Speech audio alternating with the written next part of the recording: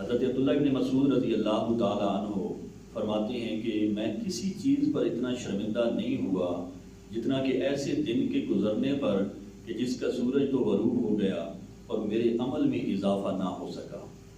حاضرین محترم، جیسا کہ آپ جانتے ہیں کہ نئے سال عیسوی کا آغاز ہو چکا ہے۔ جب بھی نیا سال شروع ہوتا ہے تو ہمارے مسلمان بھائی مغرب کی تقلید کرتے ہوئے نئے سال کی خوشیاں عجیب و غریب طریقے سے مناتے ہیں۔ ون ویلنگ، آتش بازی، ناچ گانا، بھنگڑے۔ یاد رکھیں، دین اسلام کسی بھی ایسی خرافات کی اجازت نہیں دیتا، اور بحیثیت مسلمان اگر دیکھا جائے تو ہمارے اسلامی سال کا آغاز ماہ محرم الحرام سے ہوتا ہے۔ نیا سال چاہے عیسوی ہو چاہے ہجری ہو، جیسے ہی نیا سال شروع ہوتا ہے تو ہمیں دو خاص باتوں کی طرف متوجہ کرتا ہے۔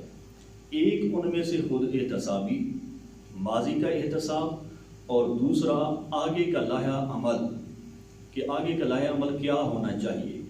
ماضی کا احتساب کیا ہے کہ ہماری زندگی کا جو ایک سال کم ہو گیا ہے اس میں ہم نے کیا کھویا، کیا پایا۔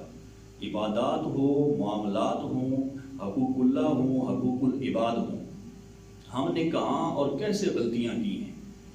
یہ نیا سال ہم سے تقاضا کرتا ہے کہ اس سال ہم سے کون سی غلطیاں ہوئی ہیں ان کی نشاندہی کرنا، اور پھر اس کے بعد آگے کا لائحہ عمل کہ جو نیا سال شروع ہو چکا ہے اس میں ہم نے کیا کرنا ہے۔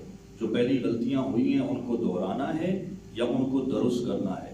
یاد رکھیں، انسان جو ہے وہ خطا کا پتلا ہے، غلطیاں تو ہوں گی، اب ان غلطیوں کو سدھارنا کیسے ہے۔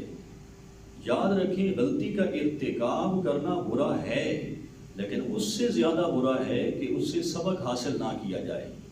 اس لیے نیا سال جو ہے یہ ہم سے تقاضا کرتا ہے کہ ہم اپنے ماضی کا احتساب کریں اور اس کے ساتھ ساتھ آگے کا لائحہ عمل تیار کریں تاکہ ہم کامیاب ہو سکیں۔ اللہ تعالیٰ کی بارگاہ میں دعا ہے کہ اللہ پاک 2022 کو پورے عالم اسلام کے لیے، ہمارے ملک پاکستان اور ہم سب کے لیے خیر و برکت، عافیت اور سلامتی والا بنائے۔ آمین۔